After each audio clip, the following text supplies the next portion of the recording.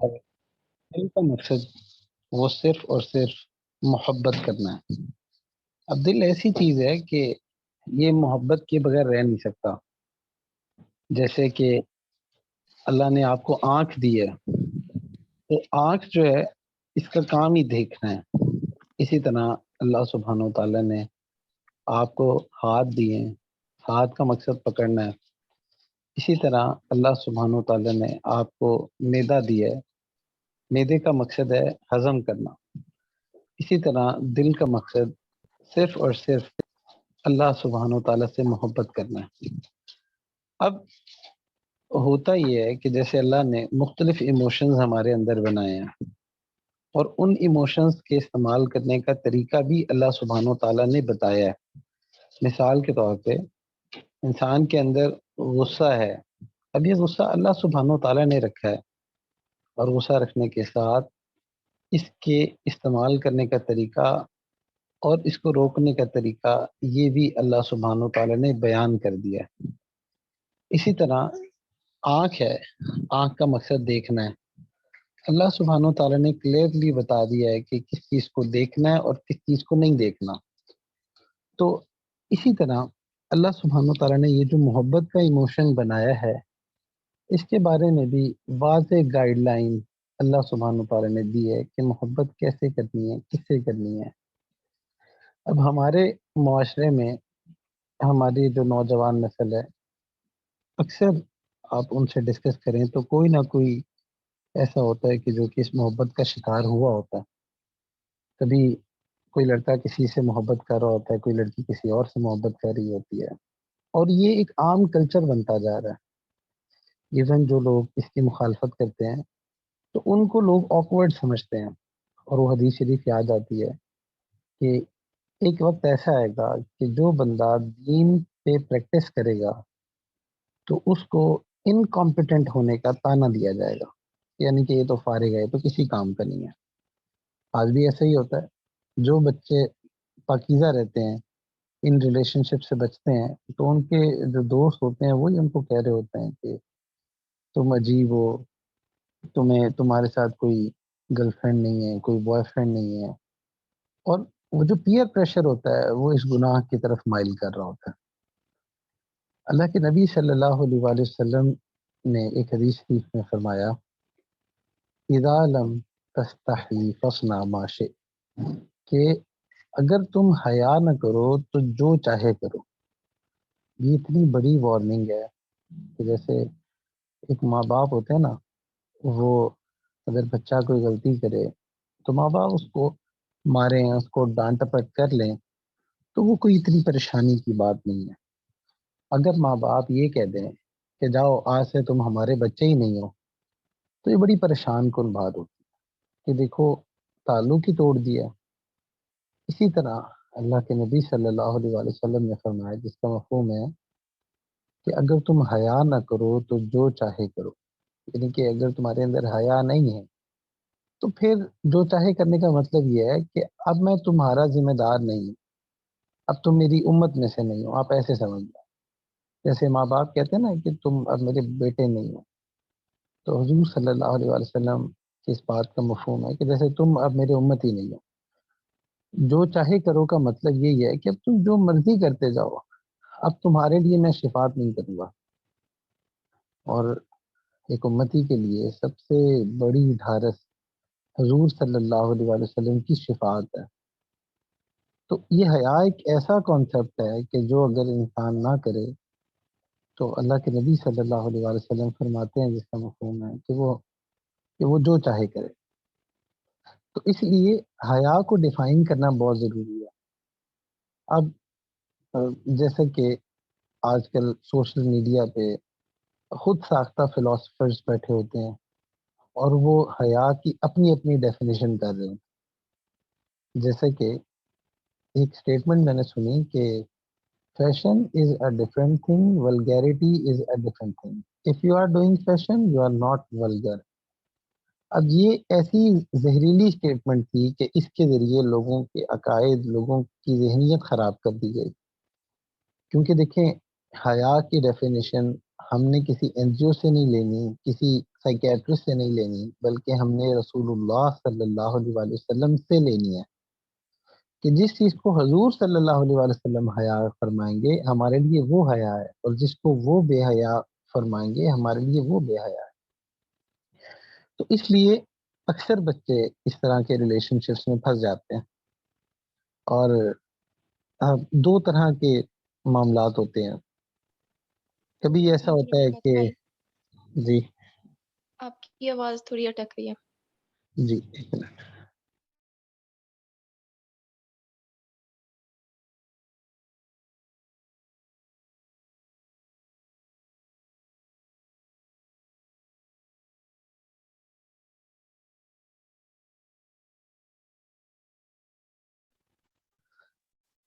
اکثر بچے جو اس طرح کے ریلیشن شپس میں پھنس جاتے ہیں، ان کو اگر ہم ڈگ آؤٹ کریں تو دو وجوہات جو ہیں، بلکہ اگر میں اس کو تین وجوہات کہوں تو بہت زیادہ دیکھنے میں آتی ہے۔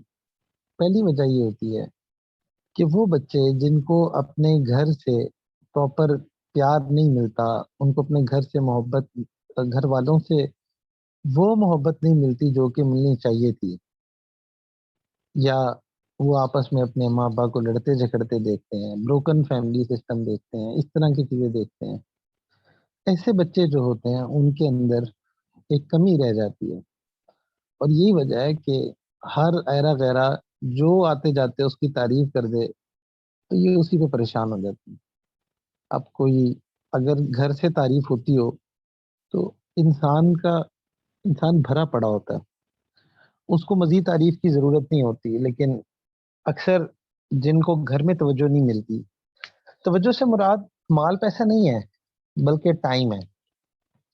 اگر پیرنٹس اپنی اولاد کو ٹائم نہیں دیتے، وہ اپنی اولاد کے ساتھ بانڈنگ نہیں بناتے، تو پھر ان کی بانڈنگ باہر کسی اور کے ساتھ بنتی ہے۔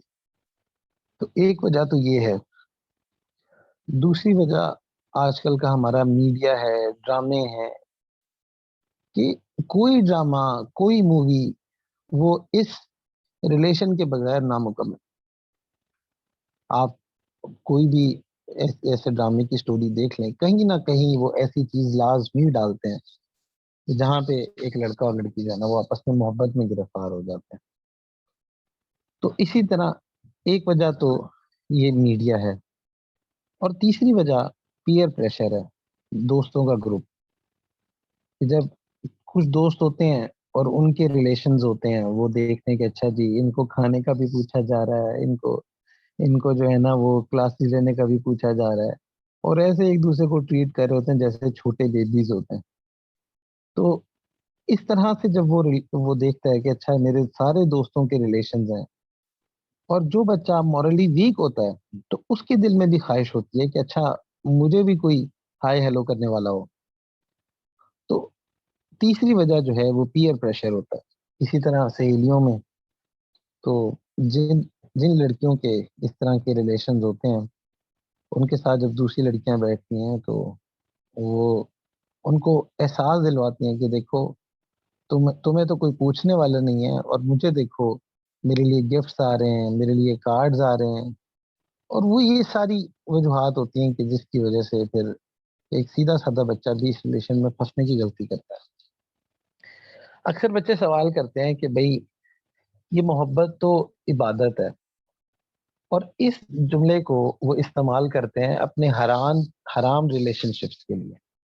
اب یہ جملہ جو ہے ہمارے ڈراموں سے آیا ہے، ہمارے ناول سے آیا ہے۔ تو وہ جو محبت ہے جو کہ عبادت ہے، وہ تو اصل میں اللہ سبحانہ و تعالیٰ سے محبت ہے جو کہ عبادت ہے۔ وہ ہمسائی سے یا کلاس فیلو سے یا اس طرح کزن کو جن کو آپ نے وزن بنایا ہوتا ہے، تو ان سے محبت کرنا کوئی عبادت نہیں ہے۔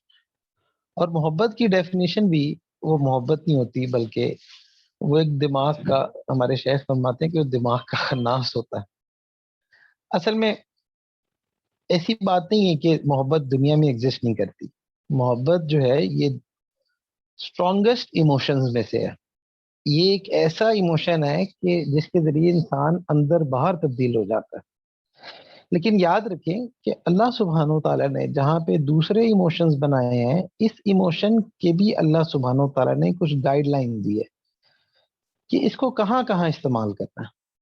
جیسا کہ ایک حدیث شریف کا مفہوم ہے، من احب للہ و ابغض للہ و اعطى للہ و منع للہ فقد استکمل الایمان، کہ ایمان مکمل تب ہوتا ہے جب اللہ کے لیے محبت کی جائے، اللہ کے لیے بغض رکھا جائے، اور اللہ کے لیے دیا جائے اور اللہ کے لیے روکا جائے، تب ایمان مکمل ہوتا ہے.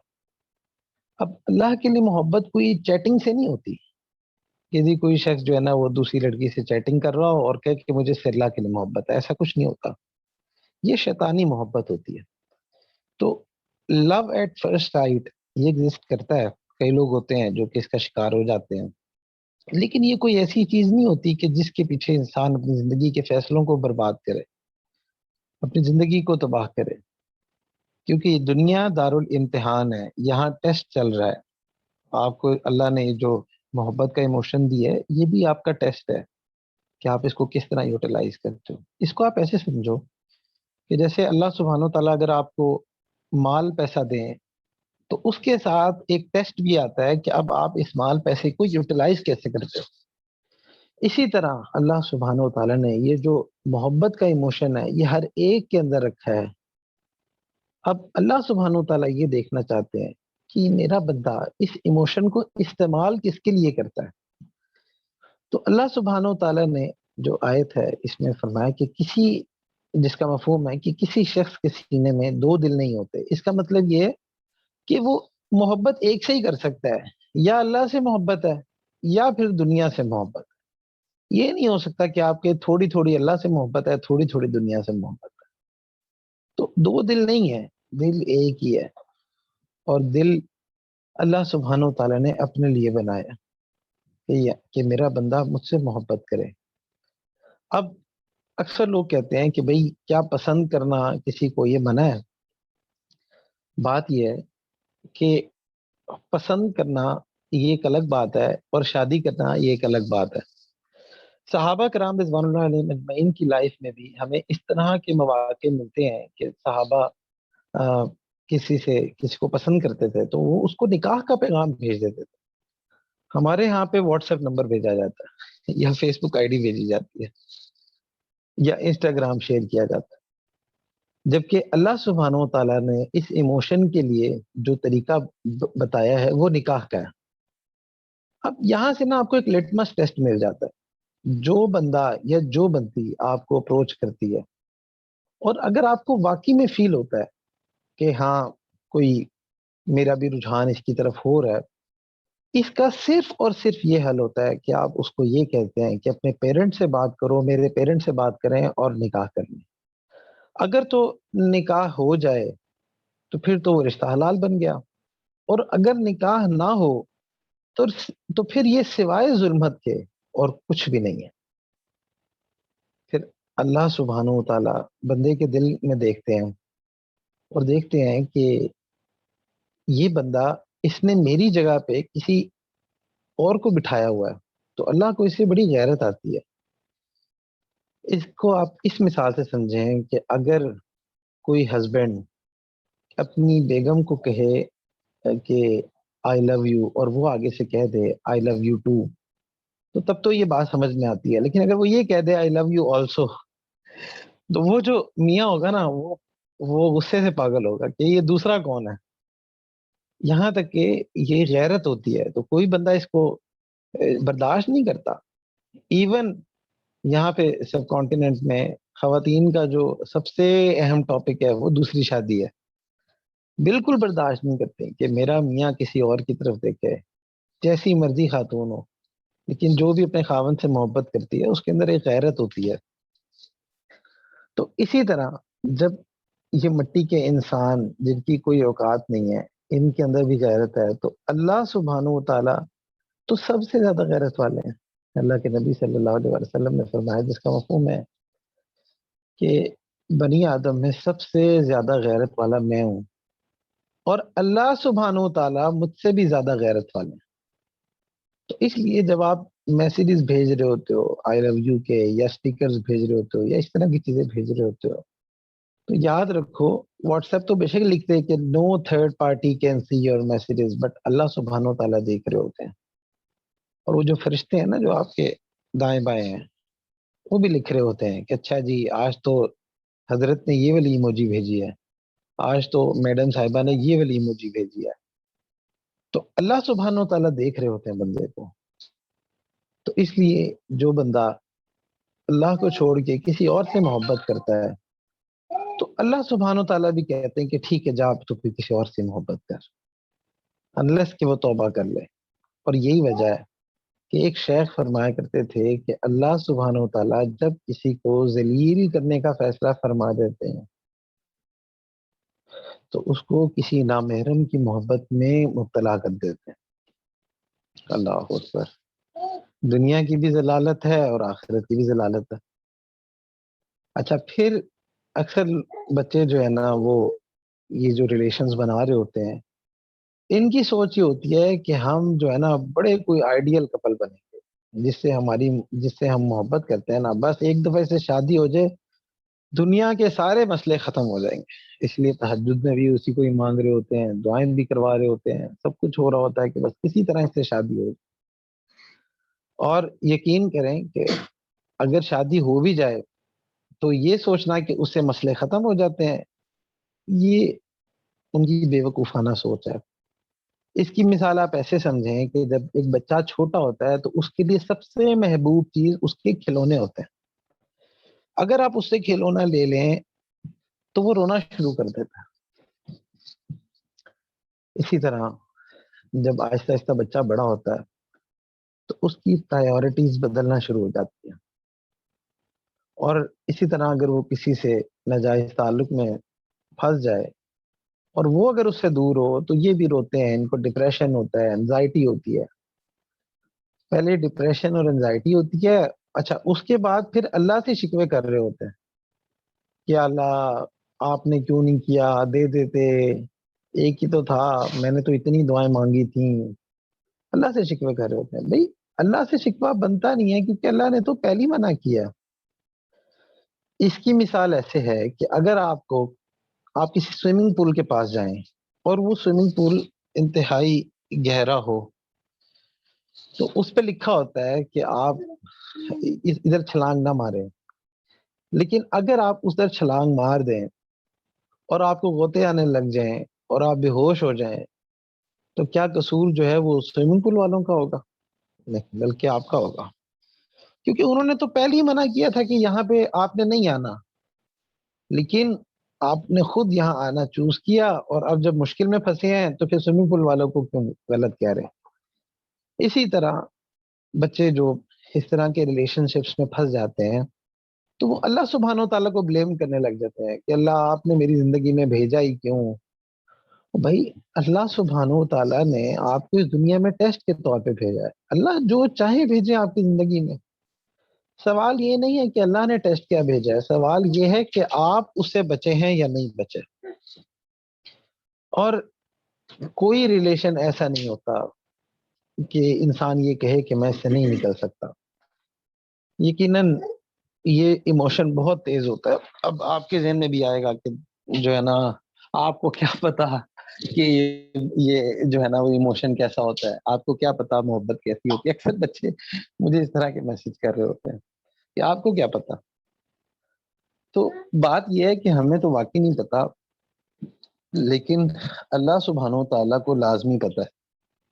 اسی لیے اللہ سبحانہ و تعالیٰ قرآن میں بتاتے ہیں لا یکلف اللہ نفسا الا وسعها، کہ اللہ سبحانہ و تعالیٰ کسی نفس پر اس کی استطاعت سے بڑھ کے بوجھ نہیں ڈالتے. اس کا مطلب یہ ہے کہ اگر آپ اس معاملے میں پھنسے ہیں اور اگر آپ یہ سوچیں کہ آپ اس سے نکل ہی نہیں سکتے تو اس کا مطلب یہ ہے کہ آپ نے اس آیت پر یقین ہی نہیں رکھا. لا یکلف اللہ نفسا الا وسعها، کہ کوئی لڑکا یا کوئی لڑکی ایسے ریلیشن میں نہیں پھنس سکتا کہ وہ یہ کہے کہ نہیں میں اس کے بغیر تو رہ ہی نہیں سکتا، میں مر جاؤں گا، میں مر جاؤں گی. تو ٹھیک ہے ڈپریشن ہوتا ہے، پریشانی ہوتی ہے، انزائٹی ہوتی ہے، لیکن اس کو ڈیل کرنے کا ایک طریقہ ہے. سب سے پہلے آپ اس چیز کو ریکگنائز کریں کہ ایک ڈیزیز ہے. ایک شیخ فرمایا کرتے تھے کہ اگر کسی شخص کا دل اللہ کے علاوہ کسی پر آ جائے تو اس کے دل کو اس سے رہائی دلوانا دنیا کا اہم ترین کام ہے. یعنی کہ اگر کوئی شخص جو ہے اللہ کے علاوہ کسی اور چیز کی محبت میں پھنس جائے تو اس کے دل کو اس سے آزادی دلوانا بہت ضروری ہے. اچھا، پھر اکثر بچے کہتے ہیں کہ دیکھیں اگر ہم اپنی مرضی سے ریلیشن کریں گے، اگر ہم اپنی مرضی سے جو ہے وہ تعلق بنائیں گے تو اس طرح یہ کہ ہم ایک دوسرے کی عادات کو پہلے سے سمجھ جائیں گے. کیونکہ میسیجز پہ بات ہوتی ہے، چیٹنگ ہوتی ہے، تو ایک دوسرے کے عادات کو پہلے سے ہم سمجھ جائیں گے. یاد رکھیں کہ یہ شیطان کے 70,000 نورانی جالوں میں سے ایک جال ہے. کیونکہ جو شخص اپنی شادی سے پہلے اپنی زندگی کی برکت کو تباہ کر دیتا ہے اس کی شادی کی برکت ختم ہو جاتی ہے. آپ اس مثال کو ایسے سمجھیں کہ اگر کسی نے روزہ رکھا ہو اور افطاری سے پہلے وہ افطار کر لے تو کیا اس کو افطاری کرتے وقت مزہ آئے گا؟ بالکل بھی نہیں آئے گا، کیونکہ وہ پہلے ہی افطار کر چکا ہے. اسی طرح اللہ سبحانہ و تعالیٰ نے یہ ایک پاکیزہ ریلیشن بنایا، اور جب آپ اس کو نکاح کے علاوہ کسی بھی اور چیز سے پورا کرتے ہیں تو سمجھ لیں کہ آپ کی لائف کی برکت جو ہے وہ ختم ہوتی جا رہی ہے. اب جب آپ کی شادی ہوگی تو پھر آپ کو ایسے ریلیشن نہیں ملیں گے جو آپ سے محبت کرتے ہوں. پھر میاں بھی آپ کو ایسا ملے گا نا کہ سیدھا کر کے رکھے گا، ساس بھی ایسی ملے گی کہ پھر آپ کہیں گے یار یہ کون سے گناہوں کی سزا ہے. تو پتہ چلتا ہے کہ یہ وہ گناہ ہیں جو کہ شادی سے پہلے آپ نے کیے ہیں اور جن کو آپ نے گناہ سمجھا بھی نہیں ہے. جو شخص گناہ کرتا ہے لیکن اس کو گناہ سمجھتا ہے اس کو توبہ کی توفیق مل جاتی ہے، اور جو شخص گناہ کرتا ہے لیکن اس کو گناہ سمجھتا ہی نہیں ہے بلکہ جسٹیفیکیشن دینے لگ جاتا ہے تو اس کو پھر توبہ کی توفیق نہیں ملتی. اس کی مثال آپ کو قرآن مجید میں جو کہ مکالمہ ہے اللہ سبحانہ و تعالیٰ کا حضرت آدم علیہ السلام کے ساتھ اور ابلیس کے ساتھ، تو آپ دیکھیں گے کہ حضرت آدم علیہ السلام نے کوئی جسٹیفیکیشن نہیں دی.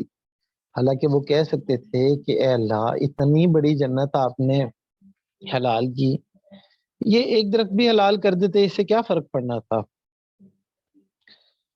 لیکن جیسے ہی یہ معاملہ ہوا تو حضرت آدم علیہ السلام نے ربنا ظلمنا انفسنا وَإِن لَّمْ تَغْفِرْ لَنَا وَتَرْحَمْنَا لَنَكُونَنَّ مِنَ الْخَاسِرِينَ. اس کا مطلب یہ ہے کہ پہلا سٹیپ یہ ہے کہ گناہ کو گناہ سمجھیں تو صحیح، اور پھر اس کے بعد توبہ کی توفیق ملتی ہے.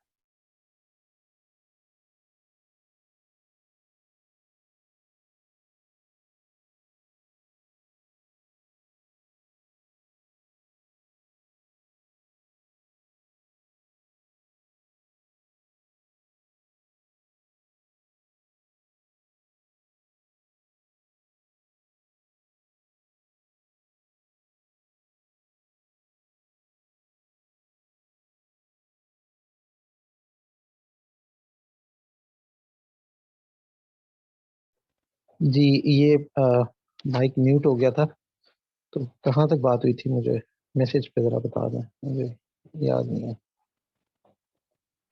مائک پتہ نہیں کب کا میوٹ ہوا تھا.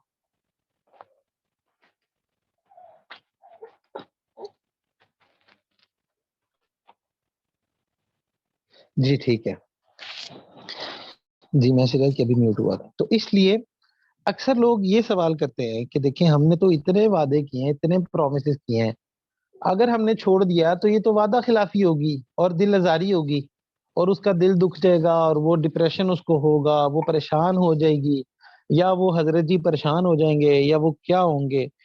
تو عجیب لاجکس جو ہے نا بچے دے رہے ہوتے ہیں کہ پتہ نہیں وہ سوسائڈ کر لے گا، پتہ نہیں وہ چھت سے چھلانگ لگا دے گی. یاد رکھیں کہ کوئی چھت سے نہ چھلانگ لگاتا ہے اس پہ، نہ کوئی جو ہے نا وہ کوئی زہر کھاتا ہے. اس کی وجہ یہ ہے کہ جب آپ اس کو اللہ کے لیے چھوڑتے ہیں نا تو پھر اللہ کی مدد آپ کے ساتھ آتی ہے. ہاں اگر آپ اس کو کسی اور مقصد سے چھوڑیں، جیسا کہ لڑکے کرتے ہیں کہ جی وہ پہلے تعلق بناتے ہیں، یونیورسٹی میں ریلیشن چلاتے ہیں اور سب وہ لڑکی کو استعمال کرتے ہیں، اور پھر اس کے بعد اینڈ میں کہتے ہیں اماں نہیں مان رہی، ابا نہیں مان رہے، پھپھو کی بیٹی آ گئی، چچی کی بیٹی آ گئی، خالہ کی بیٹی آ گئی، تو اب تو نہیں مانتے. تو اس لیے اکثر لوگ یہ پریشان ہوتے ہیں کہ جی اگر ہم نے ابھی اس کو چھوڑا تو وہ تو ڈپریشن میں چلا جائے گا، اور تو یہ ہو جائے گا، وہ ہو جائے گا. اور پھر کچھ بچے یہ بھی کہتے ہیں کہ اس طرح تو دل آزاری ہوگی، اور آپ کہتے ہیں کہ جی دل آزاری جو ہے نا وہ شرک کے بعد سب سے بڑا گناہ ہے. تو اس لیے جو ہے نا ہم تو اگر ہم نے وعدے کیے ہیں اور وعدے کرنے کے بعد اب ہم پیچھے ہٹ گئے ہیں تو اس طرح تو دل آزاری ہوگی. یاد رکھیں کہ یا آپ اپنے وہ بی ایف یا بی ایف ایف یا جی ایف جو بھی ہوتا ہے، یا اس کا دل رکھ لیں یا رسول اللہ صلی اللہ علیہ وآلہ وسلم کا دل رکھ لیں.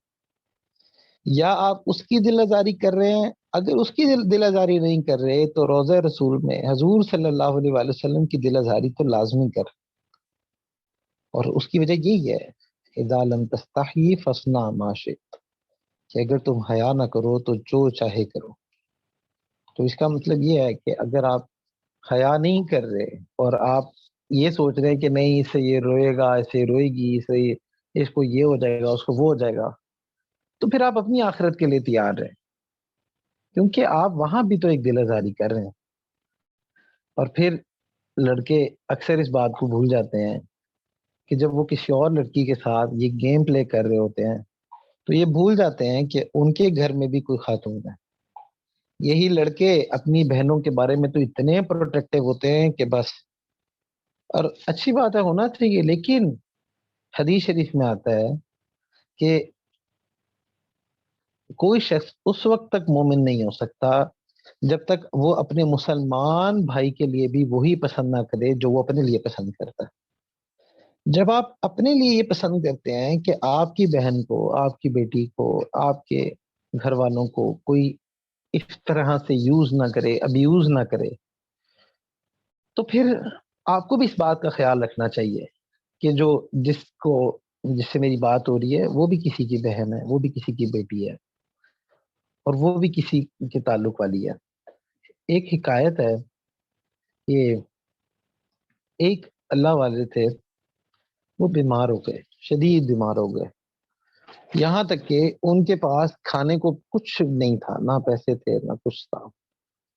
ان کی بیٹیاں تھیں، جو بیٹیاں تھیں وہ بہت پریشان ہوئی کہ والد صاحب کا کس طرح سے علاج کیا جائے، کس طرح سے معاملہ کیا جائے. تو ایک بیٹی جو تھی اس نے یہ سوچا کہ میں ایک بازار ہے جہاں پہ میں ادھر جا کے کھڑی ہو جاتی ہوں، کوئی گاہک آئے گا تو اس سے پیسے پورے ہو جائیں گے. لیکن وہ 2-3 دن کھڑی رہی، لیکن اس کی طرف کسی نے آنکھ اٹھا کے بھی نہیں دیکھا. غرض یہ کہ وہ گھر آئی اور اس کے والد نے پوچھا کہ بیٹا کہاں سے آئی ہے. اس نے بتایا کہ والد صاحب کوئی چارہ سمجھ نہیں آ رہا تھا کہ کس طرح سے آپ کا علاج کیا جائے، تو میں نے یہ سوچا کہ میں جا کے یہ معاملہ کروں. اور لیکن مجھے سمجھ نہیں آئی کہ میں تو اتنی خوبصورت بھی ہوں اور جوان ہوں، لیکن میری طرف کوئی نہیں دیکھتا، بلکہ آس پاس لوگ متوجہ ہو جاتے ہیں. تو ان کے والد نے فرمایا کہ بیٹا تو قیامت تک بھی کھڑی رہے گی نا، تیری طرف ایک شخص بھی نگاہ اٹھا کے نہیں دیکھے گا، کیونکہ تیرے والد نے کبھی کسی کی طرف نگاہ اٹھا کے نہیں دیکھا. تو اس لیے یہ معاملہ سوچنا چاہیے. اچھا پھر اکثر بچے جو ہے نا وہ یہ کہتے ہیں کہ بھئی ہماری نیت تو گندی نہیں ہے، ہماری نیت تو بری نہیں ہے، ہم تو نکاح کرنا چاہتے ہیں. یاد رکھیں کہ اگر آپ نکاح کرنا چاہتے ہیں تو آپ پیرنٹس کو انوالو کریں. اور یہ نا ایک لٹمس ٹیسٹ ہے کہ جو 2 نمبر لوگ ہوتے ہیں نا وہ کبھی نکاح کی بات پہ نہیں آئیں گے، نہ وہ نکاح کی سائڈ پہ آئیں گے. آپ سے کوئی بھی اظہار کرتا ہے تو آپ اس کو کہیں کہ بھائی اپنے اگر تمہیں اتنی ہمت ہے تو جاؤ اپنے پیرنٹس کو مناؤ، میرے پیرنٹس کے پاس رشتہ لے کے آئے. اور اسی طرح سے جو ہے لوگ دھوکے دیتے ہیں اور پھر آ کے رو رہے ہوتے ہیں کہ جی ہم سے کیا ہو گیا، ڈپریشن ہو رہا ہے، یہ ہو رہا ہے، اب شادی میں رکاوٹیں آ رہی ہیں، فلاں چیز پہ رکاوٹیں آ رہی ہیں. تو ایک آیت کا مفہوم ہے کہ انسان پر جو بھی احوال آتے ہیں وہ اس کے اپنے کیے ہوئے ہوتے ہیں. اچھا، اب ایک اور سوال یہ ہے کہ اکثر بچے سوچیں گے تو کیا اس کا مطلب یہ ہے کہ ہمیں شادی سے پہلے یہ ایموشن ہمارے اندر آ ہی نہیں سکتا، ہم اس سے ٹوٹلی بچ سکتے ہیں؟ یاد رکھیں کہ ایموشن یہ آ بھی سکتا ہے اور نہیں بھی آ سکتا. مسئلہ یہ نہیں ہے کہ آپ کے اندر ایموشن آ گیا، آپ کے دل میں کسی کے لیے کوئی بات آ گئی. مسئلہ یہ کہ آپ اس پر عمل کرتے ہیں یا اپنے دل کو اس سے صاف کرنے کی کوشش کرتے ہیں. یہ بنیادی بات ہوتی ہے. اچھا، پھر اکثر بچے ہوتے ہیں وہ یہ کہتے ہیں کہ دیکھیں ہم سے تو یہ ریلیشن تو چھوٹ نہیں رہے، تو ہم باقی نیکیاں بھی کیوں کریں، ہم نیک کیوں ہوں، ہم سے ہم ذکر کیوں کریں، ہم سے تو یہ چیز چھوٹتی نہیں ہے. تو یاد رکھیں کہ اگر آپ کوئی پیپر دینے جائیں جہاں 100 نمبر کے ایم سی کیو ہوں، تو آپ ایک ایم سی کیو اگر آپ کو نہیں آتا یا 2 ایم سی کیو آپ کو نہیں آتے، آپ اس میں غلط پرفارم کر رہے ہیں، تو اس کا کیا مطلب ہے کہ آپ سارا پیپر پھاڑ کے پھینک دیں گے؟ نہیں، بلکہ آپ باقی اٹیمپٹ کریں گے اور اس کے بعد آخری بھی اٹیمپٹ کرنے کی کوشش کریں گے. اسی طرح انسان کی زندگی میں بہت سارے اعمال ہوتے ہیں، اگر کچھ گناہ نہیں بھی چھٹ رہے تو اس سے مایوس ہو کے نیکیاں نہیں چھوڑنی چاہیے. یہ سب سے بڑا دھوکہ ہوتا ہے. شیطان ایک تو پہلے گناہ میں ڈالتا ہے، پھر کہتے دیکھو تم تو نیکی نہیں بن سکتے، تم تو چھوڑ ہی نہیں سکتے، اور جو ہے نا تم کس طرح سے یہ کرو گے. اور پھر محبت کے بھی عجیب عجیب واقعات ہوتے ہیں کہ اکثر بچے جو ہے نا وہ 6 گھنٹے بات کرتے رہتے ہیں. تو نہیں 6 گھنٹے میں بات کیا ہوتی ہے مجھے تو خیر یہ نہیں سمجھ آتی. 6 گھنٹے میں کیا بات ہو سکتی ہے؟ وہ کوئی اس کو کوئی نہ وہ سیاست پہ بات کر سکتا ہے اسے، نہ وہ کوئی دین کی بات کر رہا ہوگا، کہ نہ وہ اس کو کوئی ذکر کے فضائل بتا رہا ہوگا. تو اس لیے یہ دھوکے ہوتے ہیں جس میں انسان اپنے آپ کو پھنسا لیتا ہے. یہ دنیا، یہاں پہ ایک شیخ فرماتے تھے کہ ادھر روزہ رکھ لو، جب یہاں روزہ رکھ لو گے تو اللہ سبحانہ و تعالیٰ آخرت میں بہترین افطاری کروا دیں گے. یعنی کہ یہاں پہ گناہوں سے بچ جاؤ تو اللہ سبحانہ و تعالیٰ اس کا بڑھ چڑھ کے ریوارڈ عطا کریں گے. جو شخص باحیا ہوتا ہے اس کی دعائیں کثرت سے قبول ہوتی ہیں. اور پھر اکثر بچے ذکر کر رہے ہوتے ہیں، بیانات میں بھی آ رہے ہوتے ہیں، لیکن لائف میں تبدیلی نہیں آ رہی ہوتی. اس کی وجہ یہ ہے کہ ایک آدھا بیچ میں جو ہے وہ کوئی رومیو نے کوئی جولیٹ رکھی ہوتی ہے اور جولیٹ نے کوئی رومیو رکھا ہوتا ہے. تو وہ جو نور اور جو وہ لا الہ الا اللہ سے، اللہ سے، مراقبے سے، قرآن کی تلاوت سے جو نور وہ اپنے دل میں جمع کرتے ہیں، ایک میسج سے وہ سارا نور ضائع ہو جاتا ہے. میں یہ نہیں کہہ رہا کہ وہ اس کا اجر بھی ختم ہو جاتا ہے، میں یہ کہہ رہا ہوں کہ نور ضائع ہو جاتا ہے. تو اس لیے اپنے نور کی حفاظت کرنا یہ بڑا ہی ضروری ہے. اب اس سے نکلنے کے لیے کچھ پریکٹیکل ٹپس ہیں. دیکھیں صحابہ جو تھے نا، اگر آپ ان کی لائف پڑھیں تو آپ کو ایک بڑی انٹرسٹنگ بات ملے گی کہ جیسے ہم سوچتے ہیں نا جیسے ہماری لائف ہے، اسی طرح صحابہ کی لائف ہوتی تھی. ایک صحابی تھے، وہ ان کو کوئی ایک صحابیہ تھیں وہ پسند تھیں. تو وہ جو صحابی تھے نا وہ بڑے یعنی کہ آپ سمجھ لیں کہ بہت رچ نہیں تھے، بہت کوئی بڑا ان کا حسب نسب نہیں تھا، لیکن وہ ایک صحابیہ کو پسند کرتے تھے. تو انہوں نے اپنے ایک دوست کو جن کا حسب نسب بہت اچھا تھا ان سے کہا کہ آپ ایسا کریں کہ فلاں کے گھر میرا رشتہ لے کر جائیں. جیسے یہاں پہ ہوتا ہے نا یونیورسٹیز میں کہہ رہے ہوتے ہیں یار میرا نمبر تو لے کر جائیں، مجھے اس کا نمبر تو نکلوا کے دیں، یا فیس بک سے مجھے اس کی آئی ڈی تو نکلوا کے دیں. تو اس طرح سے یہ جو حرکتیں کر رہے ہوتے ہیں. تو دیکھیں صحابہ کیا کرتے تھے، وہ نکاح کی طرف جاتے تھے، وہ کوئی اس طرح کی چھٹی یاریاں نہیں لگاتے تھے. وہ کریکٹر والے لوگ تھے اور ان کو معلوم تھا کہ اللہ سبحانہ و تعالیٰ نے اس ایموشن کے لیے نکاح کا رستہ رکھا ہے. تو انہوں نے اس صحابی کو کہا کہ آپ ایسا کریں کہ میرا رشتہ نا آپ لے کے جائیں. وہ جو صحابی تھے انہوں نے کہا ٹھیک ہے میں چلا جاتا ہوں. تو جب وہ ان صحابیہ کے گھر گئے اور ان کے ادھر بات کی کہ دیکھیں وہ فلاں شخص ہیں وہ آپ سے نکاح کرنا چاہتے ہیں، انہوں نے کہا کہ نہیں، میں اس سے تو نہیں ہم نکاح کر سکتے، اس کا کوئی حسب نسب نہیں ہے، یہ کوئی بہت زیادہ ہینڈسم نہیں ہے. تو اب وہ جو صحابی تھے انہوں نے کہا اچھا میرے بارے میں کیا خیال ہے، تو انہوں نے ان سے نکاح کر لیا. تو دیکھیں یہ آج بھی ایسے ہی ہوتا ہے نا، کسی کا بریک اپ ہوا تو کوئی شولڈر دینے جاتا ہے تو پتا چلتا ہے کہ وہی جناب جو ہے وہ پھنس کے آ گئے. تو صحابہ میں اور ہم میں ڈفرنس یہ تھا کہ وہ اپنی محبت میں بھی لائل تھے اور وہ نکاح کی طرف جاتے تھے، اور جبکہ آج کا معاشرہ زنا کی طرف جاتا ہے. حدیث شریف میں آتا ہے کہ آنکھوں کا بھی زنا ہے، دل کا بھی زنا ہے.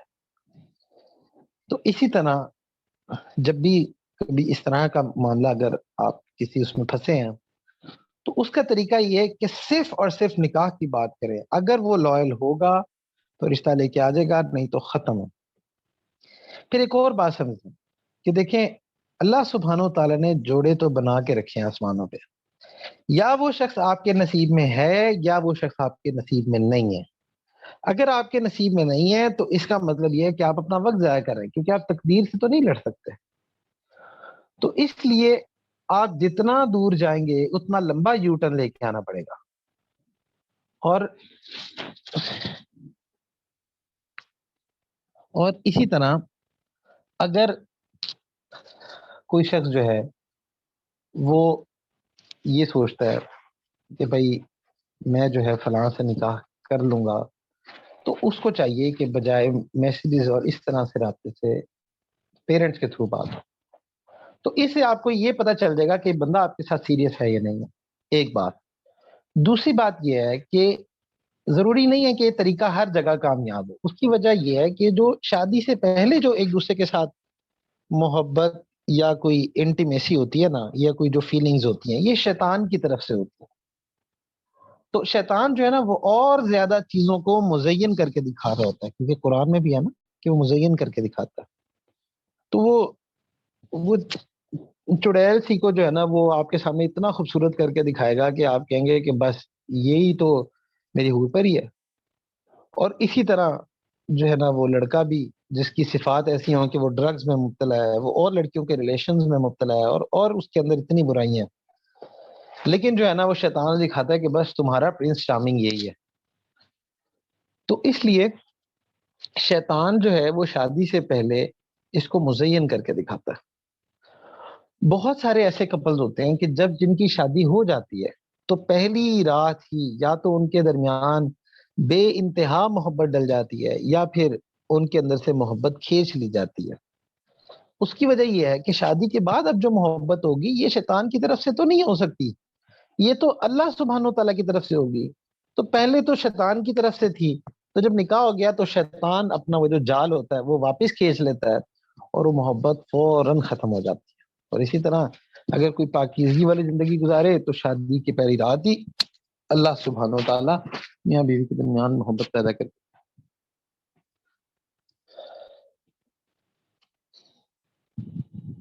تو اس لیے جو بھی اس چیز میں پھنسا ہوا ہے سب سے پہلے اس کو یہ سوچنا ہے کہ وہ اس سے نکل سکتا ہے، کیونکہ اگر نکل نہ سکتا ہوتا تو لا یکلف اللہ نفسا الا وسعہا یہ اپلائی نہ ہوتا. دوسری بات یہ ہے کہ یہ ریلیشن جو ہے نا ایک دم ختم ہوتا ہے. اکثر لوگ ہوتے ہیں وہ جان کے نا اپنے ریلیشن کو فیڈ کر رہے ہوتے ہیں. مثال کے طور پہ جان جان کے اسٹیٹس دیکھ رہے ہوتے ہیں، جان جان کے ڈی پی دیکھ رہے ہوتے ہیں، فیس بک دیکھ رہے ہوتے ہیں، یا جس بینچ پہ ملے تھے وہ جا کے اس بینچ کو دیکھ رہے ہوتے ہیں، یا جو ہے نا وہ یونیورسٹی میں جہاں پہ ملے یا جن علاقوں میں جہاں ملے وہاں سے گزر گزر کے وہ اپنے اس ایموشن کو فیڈ کر رہے ہوتے ہیں. تو جب آپ اس طرح سے فیڈنگ کرتے ہیں تو یاد رکھیں کہ پھر آپ کبھی بھی اس چیز سے باہر نہیں نکل سکتے. اس سے باہر نکلنے کا طریقہ صرف ایک ہے کہ ایک دم کٹ آف کیا جائے، اور جتنی آپ کی پرانی چیٹس ہیں، جتنا سب کچھ ہے، اور جتنی ایسے مومنٹس ہیں ان سب کو ایسے ڈیلیٹ کیا جائے کہ آپ واپس نہ جا سکیں. کیونکہ اگر آپ نے اپنے نفس پہ بھروسہ کیا تو نفس تو آپ کو یقیناً گرا دے گا. نفس پہ بھروسہ کبھی نہ کریں. دوسری بات یہ ہے کہ جب بھی آپ کو وسوسے آئیں کہ کیسے ہوگا، ہو نہیں سکتا، تو آپ یہ دعا کریں کہ اللہ میں تو اس گناہ سے نہیں بچ سکتا، اللہ آپ بچا دیں. اسی طرح جیسے لا حول ولا قوت الا باللہ، اس کو عرش کے خزانوں میں سے ایک خزانہ کہا گیا ہے۔ اس کی حقیقت یہی ہے کہ انسان یہ سوچے کہ یا اللہ میں نہیں بچ سکتا، لیکن اللہ آپ بچا سکتے ہیں، آپ مجھے بچا لیں۔ پھر اسی طرح کچھ لوگ ہوتے ہیں وہ جو ہے نا وہ لڑائی جھگڑا کر کے نا پھر ختم کر دیتے ہیں تاکہ وہ پیچھے فالو اپ ہی نہ ہو۔ کچھ لوگ جو ہے نا وہ اور طریقے اپناتے ہیں، تو غرض بہت سارے طریقے ہیں، لیکن لبے لباب یہ ہے کہ آپ کاؤنسلنگ کے لیے کسی کاؤنسلر سے رابطہ کریں، کسی دیندار بندے سے رابطہ کریں، اسے مشورہ لیں، پوری سٹوری اس کے سامنے رکھیں، پھر آپ کو وہ کوئی مشورہ دے سکتا ہے۔ وآخر دعوانا ان الحمد للہ رب العالمین۔